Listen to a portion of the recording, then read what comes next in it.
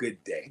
We continue our Bible reading from the book of Genesis in the New King James Version, the second chapter. Thus the heavens and the earth and all the host of them were finished.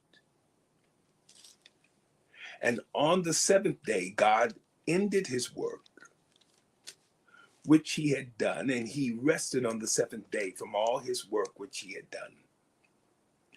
Then God blessed the seventh day and sanctified it, because in it he rested from all his work which God had created and made. This is the history of the heavens and the earth when they were created in the day that the Lord God made the earth and the heavens, before any plant of the field was in the earth, and before any herb of the field had grown. For the Lord had not caused it to rain on the earth, and there was no man to till the ground. But a mist went up from the earth and watered the whole face of the ground.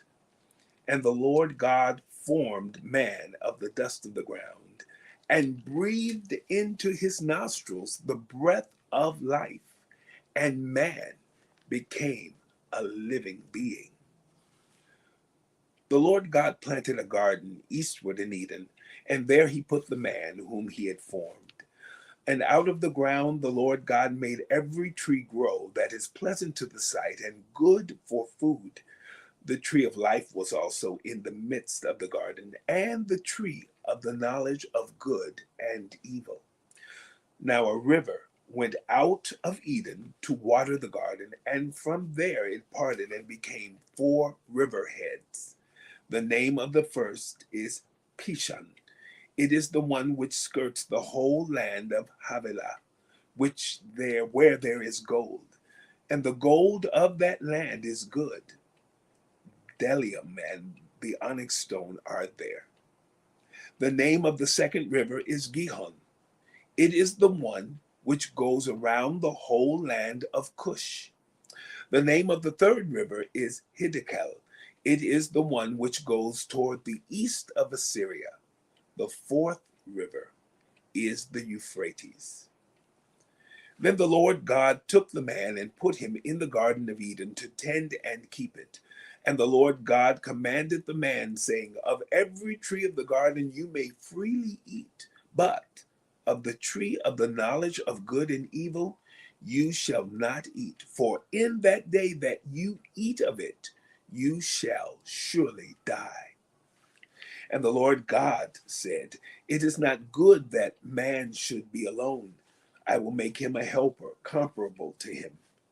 Out of the ground the Lord God formed every beast of the field and every bird of the air, and brought them to Adam to see what he would call them.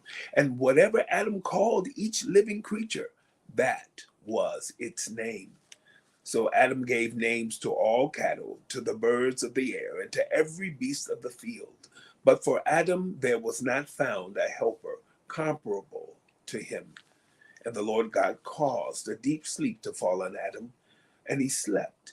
And he took one of his ribs and closed up the flesh in its place.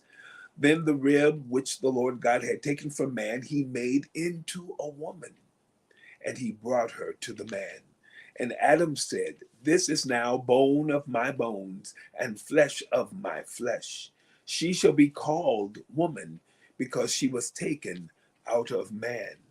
Therefore a man shall leave his father and mother and be joined to his wife, and they shall become one flesh. And they were both naked, the man and his wife, and were not ashamed. The book of Genesis, the second chapter, from the New King James Version. Have a wonderful day.